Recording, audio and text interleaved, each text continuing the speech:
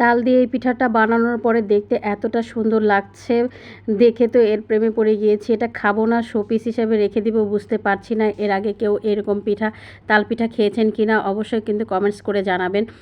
তাল দিয়ে আজ আতাফল পিঠা বানিয়েছি। বানানো খুবই সহজ আর লাগছেও খুব অল্প উপকরণ, কিন্তু দেখতে এতটা সুন্দর, ভীষণই সুন্দর হয়েছে আর খেতে কিন্তু অসাধারণ মজা। এর প্রতিটা লেয়ারে রয়েছে নারিকেল দিয়ে একদম ঠাসা পুর, আর খেতে মুখের মধ্যে দিলে অন্যরকম একটা ফিলিংস আসবে। অসাধারণ এই পিঠাটা, অবশ্যই কিন্তু এই পিঠাটা একবার হলেও এই তালের সিজনে বানিয়ে খাবেন। চলুন তবে কী কী লাগছে বানিয়ে ফেলি তাল পিঠা। এখানে আমি গুড় নিয়েছি নারকেল কুড়ানো, আর নিয়েছি তালের রস, চিনি আর 1 কাপ ময়দা। আজ আমি 1 কাপ ময়দা দিয়ে এই পিঠাটা বানাবো, অল্প করেই বানাচ্ছি, আপনারা আপনাদের পরিমাণ মতো বানিয়ে নেবেন।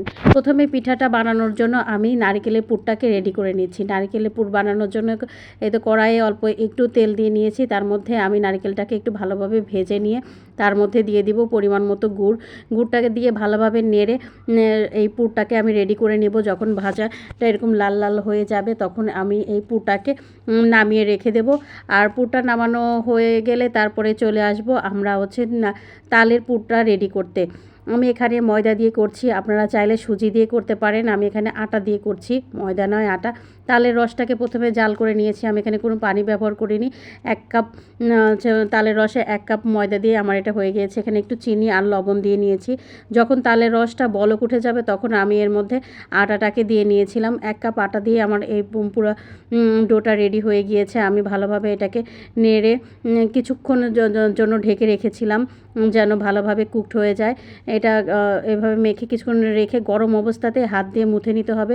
তারপরে যখন একটা সুন্দর মসৃণ মোলায়েম হয়ে যাবে তখন এভাবে ছোট ছোট করে নিয়ে আমি একটা হাত দিয়ে শেপ করে নিয়ে ভিতরে নারকেলের পুর ভরে দিয়ে একটা বল শেপ করে বল বানিয়ে নিয়েছিলাম। সবগুলো দিয়ে অনেকগুলো বল বানিয়ে নিয়েছিলাম। বলগুলো বানানোর পরে দেখতেই অনেক সুন্দর লাগছিল, মনে হচ্ছিল মিষ্টি খেয়ে ফেলি, এখনই খেয়ে ফেলি, এতটাই সুন্দর লাগছিল।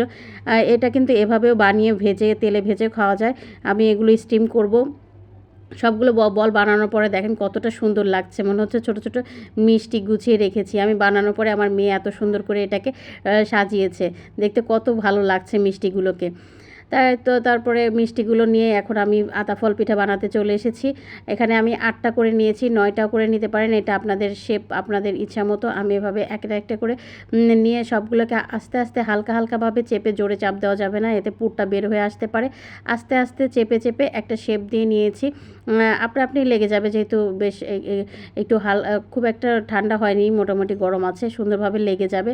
তারপরে এই তো সেভাবে সবগুলো দিয়ে আমার মোটামুটি 4টা পিঠা হয়েছে।